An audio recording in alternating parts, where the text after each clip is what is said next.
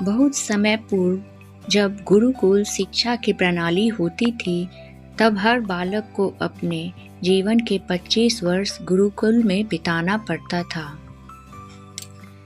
उस समय एक प्रचंड पंडित राधे गुप्त हुआ करते थे, जिनका गुरुकुल बहुत प्रसिद्ध था, जहाँ दूर दूर के राज्य के शिष्य शिक्षा प्राप्त करने आया करते थे। बात उन दिनों की है जब राधे गुप्त की उम्र ढलने लगी थी और उनकी पत्नी का देहांत हो चुका था। घर में विवाह योग्य एक कन्या थी। राधे गुप्त को हर समय उनकी चिंता सताती रहती थी।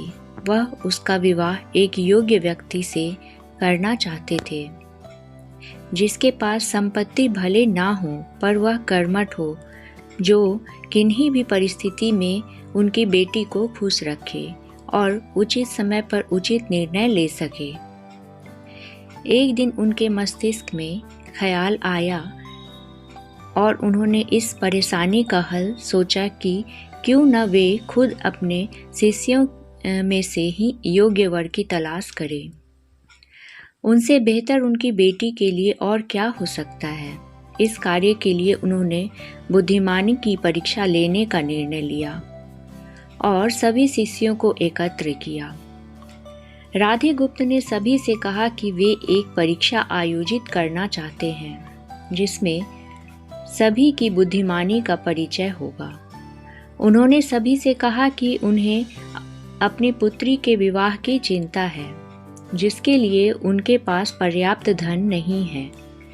इसलिए वे चाहते हैं कि उनके शिष्य विवाह में लगने वाले सभी सामग्री कैसे भी करके एकत्रित करें।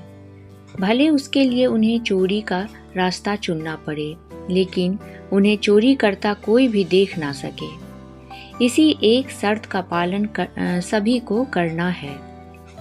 अगले दिन सभी शिष्य कार्य में जुट गए। रोजाना कोई न कोई तरह तरह की वस्तुएं चुरा कर लाता और राधा गुप्त को दे देता।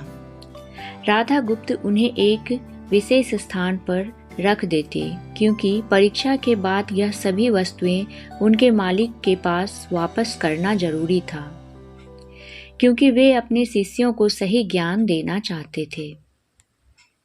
सभी शिष्य अपने अपने दिमाग से कार्य कर रहे थे, लेकिन इनमें से एक चुपचाप गुरुकुल में बैठा हुआ था, जिसका नाम रामास्वामी था। वह राधा गुप्त का सबसे करीबी और होनहार छात्र था।